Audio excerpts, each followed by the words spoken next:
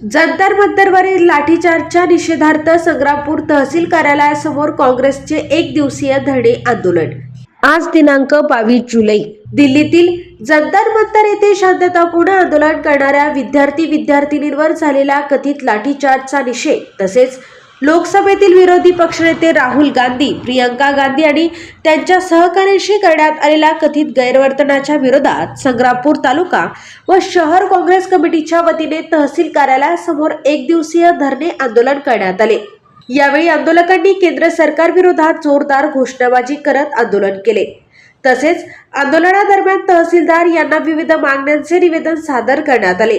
काँग्रेस पदाधिकाऱ्यांनी जंतर मंतरवरील आंदोलन दडपण्यासाठी करण्यात आलेल्या कथित पोलीस कारवाईचा निषेध नोंदवत लोकशाही मार्गाने आंदोलन करण्याचा प्रत्येक नागरिकाचा अधिकार अबाधित राहिला पाहिजे अशी भूमिका मांडली।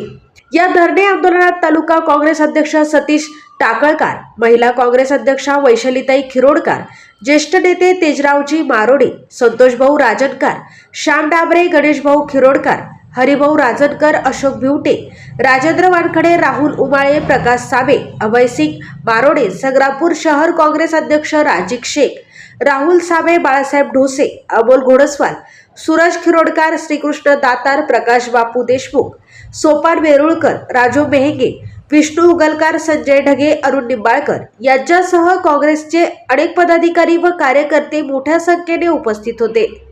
आंदोलन शांततेत पार पडले असून निवेदनाद्वारे केंद्र सरकारने लोकशाही मूल्यांचे पालन करावे आणि आंदोलनकर्त्यांवरील कथित कारवाईची चौकशी करून योग्य ती कार्यवाही करावी अशी मागणी करण्यात आली।